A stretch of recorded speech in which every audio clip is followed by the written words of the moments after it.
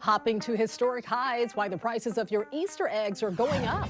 Plus excitement for Dodgers fans, where you can see the new mural dedicated to superstar Shohei Otani. Hello everyone, you're watching The Rundown. I'm Robin Winston.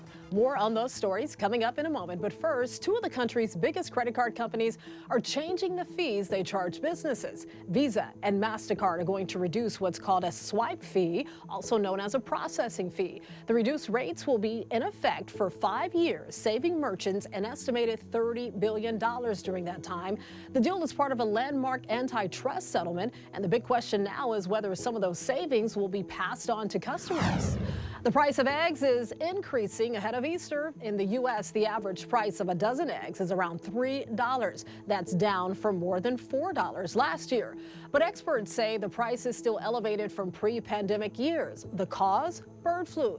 Officials say outbreaks of the deadly respiratory disease caused the prices to skyrocket. All right, folks, the Powerball jackpot is nearing $1 billion. Nobody came away a big winner in Wednesday night's $873 million prize. So this means, yeah, there's still a chance. The estimated jackpot for the next drawing this Saturday is $935 million. The last time someone did win the big jackpot was on New Year's Day.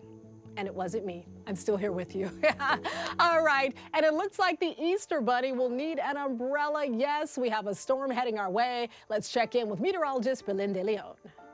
Hi, everyone. Well, we're getting ready for the weekend, the last few days of March, and we got another storm on our hands. It's going to impact our Easter plans. Friday will be mostly dry, clouds will increase, and rain will arrive late. It'll pick up overnight through Saturday, and Saturday is looking like a washout. Widespread rain, isolated thunderstorms, windy with snow in the mountains, and colder temperatures. Then on Easter, it becomes showery with a chance for some isolated thunderstorms as that snow continues to fall in the mountains. So Easter egg hunts, they're going to have to be brought inside because the ground is going to be very wet and it's going to be chilly. So here's a look at the rain. Most areas will get from 1 to 3 inches, but we could have 3+ inches in the foothills and mountains. Meanwhile, in the mountains, you want to avoid travel there Saturday and Sunday. We're going to have heavy, wet snow and above 6,500 feet from 1 to 2 feet of snow. Be safe and stay tuned for updates. There are new accusations against Sean Diddy Combs as the fallout continues from the federal investigation into the rapper and music mogul. Combs has remained out of the spotlight since agents raided his homes in Holmby Hills and Miami on Monday. The investigation involves allegations of sex trafficking and assault. A music journalist tells MSNBC that one of his relatives was subjected to a sexual advance by Combs. He says it happened when his relative was interning for Combs more than a decade ago. And then the internship stopped abruptly, like 3 or 4 months into it. Yeah. Years later, they finally came out, and this is a male, and said that Puff had said, come home, stay the night with me, or the internship is over. And they said, absolutely not. Combs' lawyers have called the allegations meritless and the federal raids a witch hunt. A flight tracker shows that Sean Combs' private jet arrived in Miami from the Caribbean.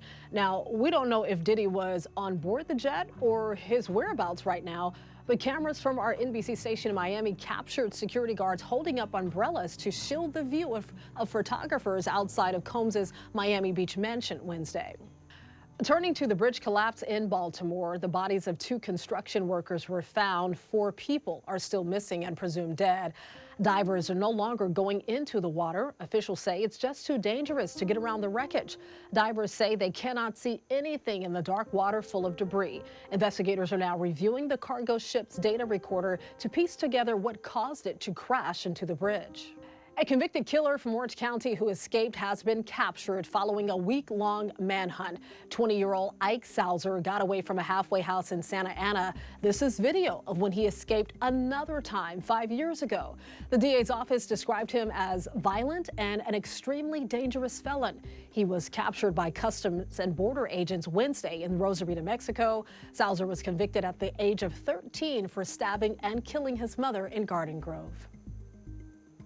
Thousands of dollars in baseball equipment was stolen from an Orange County high school, and now those players are trying to raise the money themselves to replace it. Los Amigos High School in Fountain Valley shared this surveillance video of the person they believe ransacked their storage bin on campus. Bats, gloves, pitching machines, all gone. School officials estimate all of that equipment was worth between $13,000 and $15,000. Excitement for Dodger fans. All eyes were on Little Tokyo Wednesday. That's where a mural dedicated to Shohei Otani was unveiled. It's a 150 by 60-foot display on the wall of the Miyako Hotel, just steps away from the Japanese American National Museum. We caught up with the artist responsible for the mural. This was my idea of creating a piece that was all about unity, bridging cultures together, and the mural has actually kind of taken on a much broader meaning of just Angelino City pride. Popular artist Robert Vargas of Boyle Heights named the mural LA Rising. It showcases the two-way superstar at the plate and on the mound. The unveiling came a day before the Dodgers' home opener. Topanga Canyon Boulevard remains closed nearly a month after a massive landslide. Caltrans is racing to find a fix ahead of more rain. Yes, there's more on the way. Rocks and debris cover the roadway, and now Caltrans says there's a tension crack. The agency says water is underneath the crack, making the hillside vulnerable. Geologists are trying to determine whether to add grading or stabilization and stabilizing the walls to save it. Meantime, drivers are frustrated because they have to reroute. I like to do here is I turn right and then I turn around and come back because I like to be safe. I couldn't agree more. They want to try to figure out some kind of traffic signal or a light here at the intersection. That would be lovely. It's a very dangerous way to get onto the Pacific Coast Highway. So yeah, anything would help, I believe.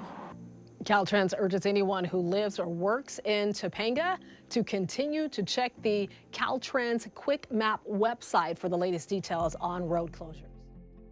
A couple in Compton were tired of a problem in their neighborhood and set out to fix it on their own. Well, now they're getting heat from the city. Daisy and Alex De La Rosa started filling potholes during the winter on their own time and using their own money. But the city told us it's an unauthorized repair and sent them a cease and desist letter ordering them to stop. They don't want us to continue doing what we're doing.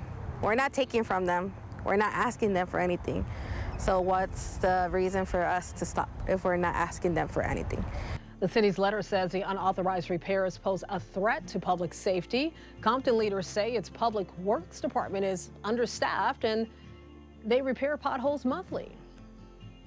A moment in time, that's what LA County Supervisor Janice Hahn says about a new statue in Compton that honors her late father, longtime Supervisor Kenneth Hahn and Dr. Martin Luther King Jr. Well, the statue was unveiled Wednesday. In 1961, Supervisor Kenneth Hahn was the only elected official to meet Dr. King at LAX when he came to visit Los Angeles. This was during the height of the civil rights movement. Supervisor Janice Hahn says she was overwhelmed with memories and joy when she first saw the statue. When I look at the statue, it makes me think, Dr. King that must have made him feel welcome. That must have made him feel welcome because he was being spit upon and harassed and shamed probably most everywhere he went. Years after Dr. King was assassinated, Supervisor Kenneth Hahn named a hospital he built in Watts in King's honor. Well, some of Hollywood's biggest Latin stars are saying their official goodbyes to the Conga Room. The grand closing celebration was held at LA Live Wednesday night. Founder Brad Gluckstein says the pandemic and difficulty booking bigger acts caused the closure. Local politicians also showed up to celebrate one last time. The doors opened just a few years after the passage of Proposition 187, when the Latino political presence wasn't what it was today. And so the venue literally gave us a space and a voice. It was a big part of my career, in the beginning of my career, when I moved to Los Angeles. Brad and the rest of the Conga Room investors and staff opened up the stage to me, had me perform, and it was definitely a start of my career. The founder says the Conga Room's legacy is his nonprofit Conga Kids, empowering children with Latin dance and music in schools across LA. Beyonce is gearing up to release her first country music album, and fans are already buzzing about it. It drops Friday at midnight, but we're getting a preview of the track list. Among all the titles here, Do you see anything familiar? Beyonce's Cowboy Carter will feature a song called Jolene, which is a classic from the iconic Dolly Parton. Willie Nelson's Smoke Hour is also included. Now, it's unclear if the two country icons will actually appear as features or if these are just cover tracks, but we will soon find out. Because Martha is one of our profound acts. She was one of the ones who helped to put Motown on the map all over the world. Yeah, let's clap it up. Indeed, a long overdue honor for Motown legend Martha Reeves. She now has her very own star on the Hollywood Walk of Fame. Reeves is the front woman of the legendary girl group Martha Reeves and the Vandellas, known for their classics like Dancing in the Street and Heat Wave. Her star is in great company. You'll find it near the stars honoring the Supremes and the Temptations, all legendary groups. Well, dozens of people were in line at Raising Cane's in Alhambra, decked out in Dodger gear. That's right, they were there to see Mookie Betts. He played a bit of a new position Wednesday, picking up a shift behind the counter. No, I've only had one job, and it's playing baseball. So it's always a first time for everything, and so here it is. Raising Cane's also donated $100,000 to Betts' 50/50 Foundation. A new donut shop with a familiar name is now open in North Hollywood. Rys Donuts has expanded its locations to a new shop on Vineland. Randy's now offers a drink menu that includes specialty coffee, refreshers, and milkshakes. Sounds good, and those donuts look delicious. I'll take a dozen. You can always get news and weather updates on the NBCLA app and our website, NBCLA.com. And be sure to tune into Today in LA on NBC4 weekdays, 4 to 7 a.m. I'll be here helping you get around with traffic reports throughout your morning commute. I'll see you next time on The Rundown.